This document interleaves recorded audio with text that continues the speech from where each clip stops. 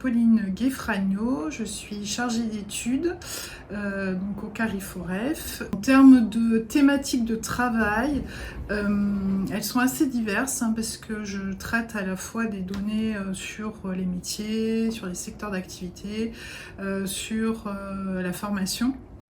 Utilisez-vous des données, des résultats d'études ou les deux dans votre travail? Bien sûr que nous utilisons à la fois les données, les travaux d'études de l'INSEE, c'est un pilier pour nous, c'est une référence.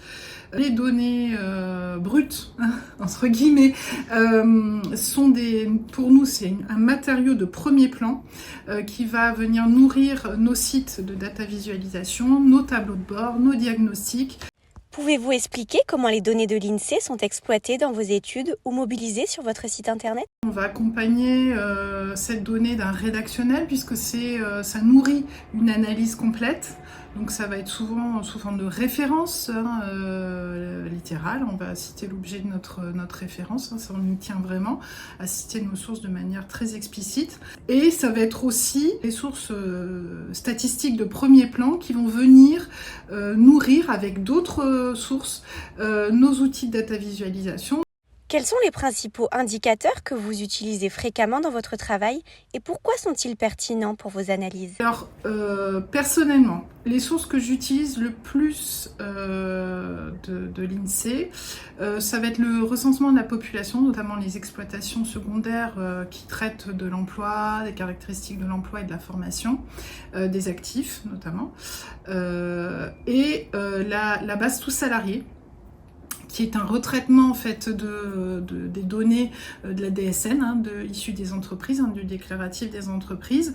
Ça, pour moi, ça a vraiment changé la donne d'avoir accès à ces données de la DSN, consolidées via l'INSEE dans la base tous salariés, parce que ça nous ouvre une perspective d'appréhender la réalité de la gestion des ressources humaines dans les entreprises. Sur cette source de données, ça va me permettre d'étayer un site qui s'appelle OPCO en région PACA, en région Provence-Alpes-Côte d'Azur, qui va pouvoir aller finement, branche par branche, convention collective par convention collective, aller regarder ce qui se joue en termes de nombre de salariés, de nombre d'établissements, de caractérisation des salariés, etc.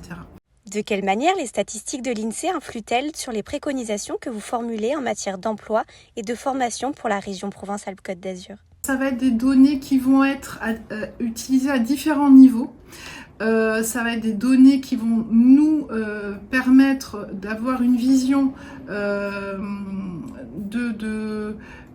cadrage, de contexte. Elles vont venir également nous permettre de croiser différents éléments à travers les sources INSEE, mais d'autres sources que nous assemblons, venir éclairer en fait la décision individuelle ou collective de nos publics.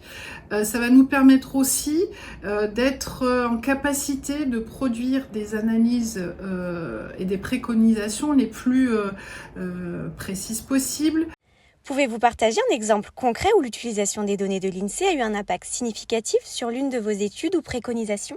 L'enquête emploi qui pour moi a été fondamentale aussi pour l'appréhension du lien emploi-formation. Quelles sont vos attentes vis-à-vis de l'INSEE au regard de vos besoins?